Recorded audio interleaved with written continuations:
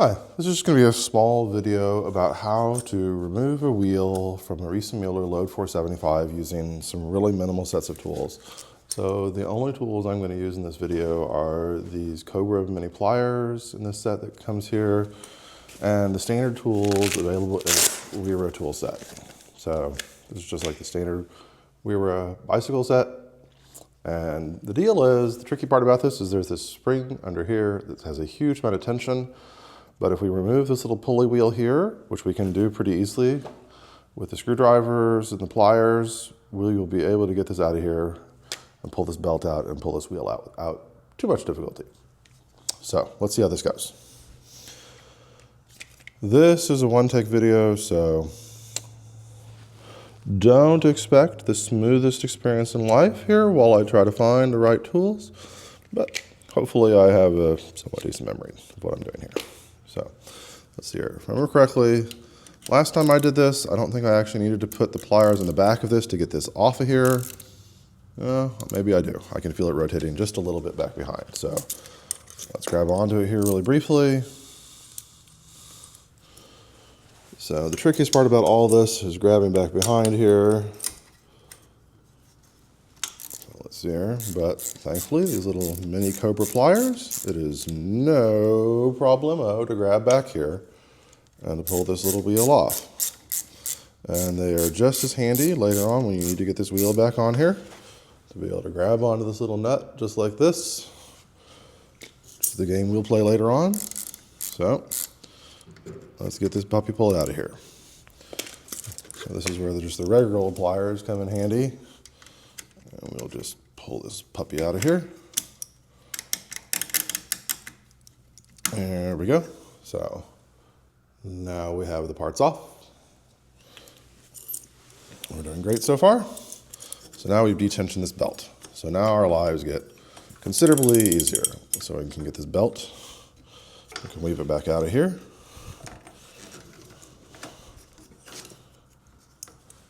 And at this point in time, we are just left with removing the rear wheel from this assembly.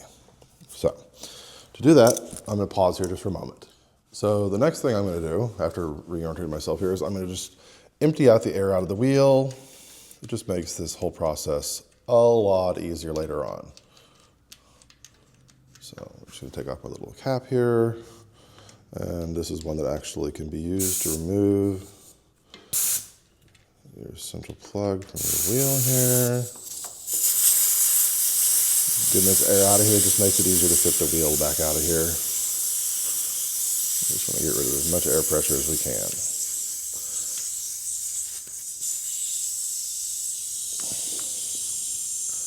My goal in this case is obviously to change over to winter tires, so I'm not worried about taking this out because I'm going to go and pull this all out of here anyways, but if you have different goals in mind, like trying to fix a flat, maybe you don't want to pull this out.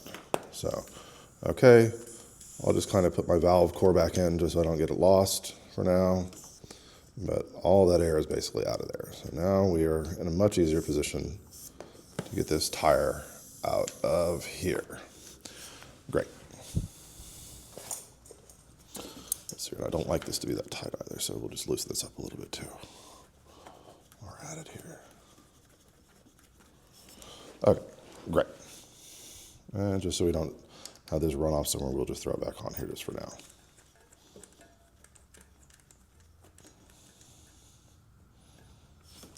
Great. So our next step is going to be to try to deal with these bolts here. So I'm going to walk around to the other side briefly. This is an E-14 drivetrain, so I need to pull the wire for the E-14 out. This little control wire sometimes is a little bit fussy in life, so we'll see how hard this is for me to get out of here.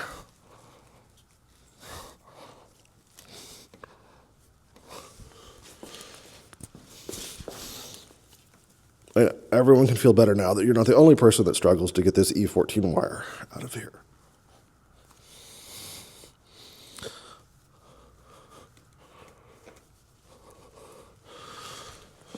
Okay, I may end up cheating and getting some pliers.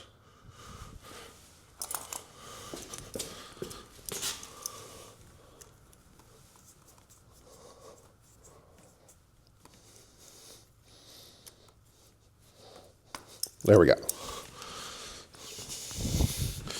So once again, little Cobra mini pliers come in super handy for getting stuff out of here. So now we need to figure out how we're going to deal with this bolt. So before, when we took out the little idler wheel before, we were actually using some sort of a Torx bit. Let's see here. It looks like it was like a Torx 25. We'll just set that aside over here. And then we got to figure out what this takes. I think this is actually some sort of a hexagonal bit. Let's see what type of hex type things we have here. Let's see if, okay. So this rear assembly looks like it's some sort of, let's see here. It looks like it says it's an HOP5, so that's some probably 5mm type of little hex bit right there. Let's see what we can do about this. Thankfully that cranks out pretty easily, and it starts spinning on the other side, so you kind of got to grab it on the other side as well. And so let's see here about getting this all out of here. So I pulled the other side, pulled this side. So off the other side comes this little nut type piece here. On this side then, there's just this whole pulley assembly part here. So all of these parts just come off. They're a little bit dirty. We end up cleaning that a little bit. We'll see. So at this point in time, this wheel is ready to just pull out of here. So this is the point in time where, you know, if you're doing this as some sort of a roadside repair, you might drop it directly on the ground. I don't really want to drop it directly on the ground and make a big mess. So in my case, I'm actually going to set a little box underneath it here. So it is a little bit tricky because it wants to fall down and stuff. The good news is we got all that air out of here, which makes it a lot easier to roll this out of here, basically. So at this point in time, it will eventually, you can get it. You just got to kind of play with it a little bit. And let's see what we can do here. It's just a little bit fussy in life. Sometimes this E-14 assembly wants to be a difficult character to deal with. Oh, yep. So what happens is the E-14 assembly sometimes tries to roll down, get stuck underneath it, and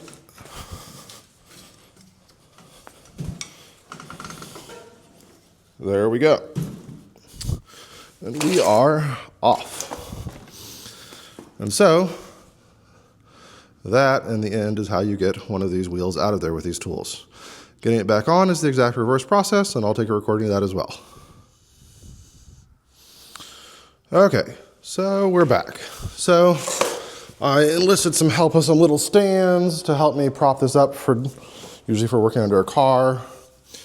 I got the wheel under here already because that part usually involves some not very fun times lifting this up, but we're back here, and we're going to try to see what we can make happen here.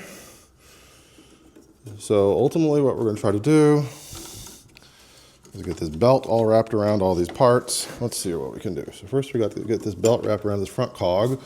Let's see here. I'll just move this over just a little bit here. Get it wrapped around this front cog. Get it set up in its little teeth there. Okay. So far, so good. Now we got to get this wrapped around these back. So this is where it's good. So that valve stem I still have left out at this point in time because it's a little bit of a pain if it's in there. It's nice to be able to kind of squeeze on the tire and get it to move around. And the deal at this point in time is just, bear with me here. I don't do this every day of the week. It's just a lot of little fiddling to get all the little parts lined up, like the disc brakes and the slots and everything. And so first we're just going to get this belt back on here, and that just involves us getting this up close enough to be able to get this belt to go back around. We're almost there. Okay, so we got the belt to go back around. We're doing well so far. So now we got this disc brake rotor that we got to get lined up here, and there's a couple things we got to get lined up. There's also some parts we got to get lined up over here regarding the alignment. So let's see here. Where are we bumping right now? We just got to kind of play around here. until you get all this stuff lined up just right to fit back in here. Let's see here. So right now, problem is I'm hitting the E-14 assembly over here. Has to be lined up just right to go into this. There's a vertical slot over here, and if that E-14 isn't lined up, it won't go in there. So I got to deal with that. So, okay, I got that more or less vertical now. Let's see here. It's just a matter of playing around with the parts until you get them all to go back together the right way.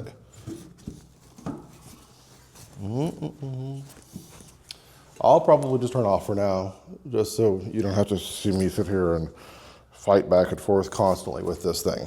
I think that's probably the best bet, of course, right now. Okay, so that was not what I would describe as fun generally, but we got it on there. So it actually involved me kind of flipping the bike on its side because it was just being very, very fussy about the whole situation. So I got it back on there and make certain we get these bolts all pressed in here firmly for these screws. This rear screw, you know, usual statement of advice in life, refer to your manufacturer's instructions. Don't trust me type thing. So don't trust me. But there we go. Let's see here.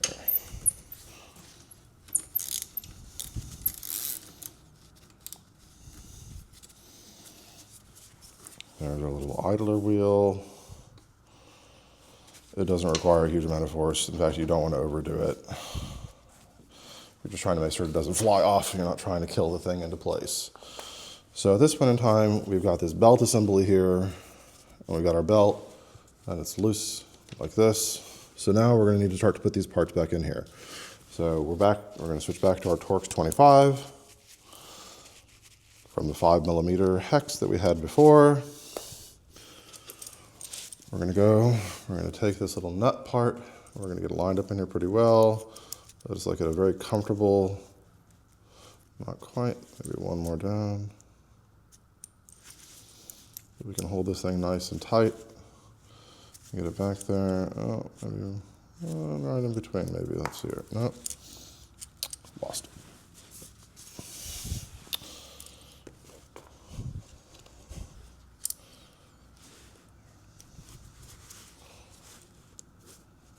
There we go. Perfect. So at this point in time, we're just going to deal with this little idler wheel part. It is a little bit of a pain to deal with. I will not deny that, but ultimately, this method of going after this I find to be a lot easier to deal with than any other method. So you're just going to kind of push this up here. And the deal is, it's a little bit creepy what you're going to do here, but you know, the deal is you can push this enough to get these screw holes to line up here, just barely like that. And then, when you get it right, you can take this screw. Oh, I just had it and I just let go of it, darn it. You'll be able to get it just right. What I'm doing is I'm actually pressing this spring down just a tiniest bit. And trust me, it's doable. It's not very fun to do on your own. This is not the type of thing that, you know, you'd ideally be doing on your own, but if you have to, you have to, and this is the way to do it, type thing. Let's see here. I may cheat here a little bit and help myself out with some other tools. But I'm going to try not to, just so I can demonstrate that, yes, if this was your emergency kit, that yes, out in the field, this can just barely, and just barely, be done to fit in here to get this all put together. There we go. So I ended up using these little pliers, and that enabled me to get enough downforce on this spring that goes over here and this drive assembly to pull this part down. See, you can pull this down just a little bit, just like this. That got me just enough force to get that to go in. And now I can do it again. I can get it to go all the way over.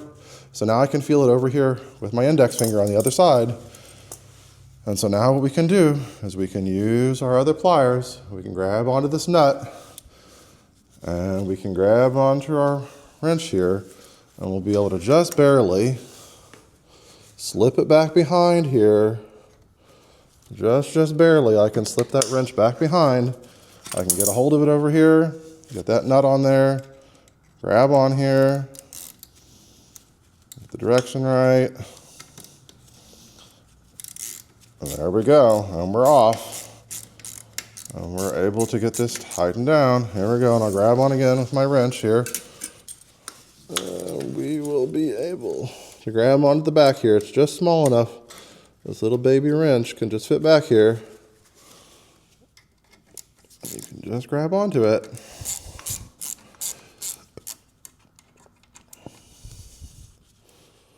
And voila, like that. We have succeeded.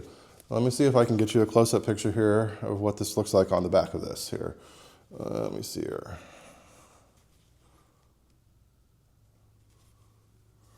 So let me try to open the light a little bit here. Open the light a little bit, and let me see if I can pull this off. Let's see here. So back behind here, what's going on is I've got my little pliers wrench back here, and I've just barely grabbed onto that nut back here. So hopefully that's clear to you what's going on. So that pliers wrench, I just barely stuck back here on this nut that's up here, and that's how I managed to get that all done using this incredibly basic set of tools. So just this Torx 25. So let's see here, what did I have here? I had these pliers wrenches, the Cobra pliers, Torx 25, 5mm, and ultimately that's all it takes to actually do this. I'm not gonna say it's fun, but you know, if you're looking for how can I deal with this thing out on the trail with a small toolkit, I don't want to carry around some giant tools. The instructions from Riese Muller for how to get this thing off involve pulling on this. There's a spring under here. Let me see if I can get a picture of it for you. There's this incredibly heavy-duty spring that's down under here, and it is like seriously massive amount of force required to work on it, and that's not very fun. So, you know, this is honestly probably a pretty good way to go. So that's all. I hope that helps people out. Take care. Bye.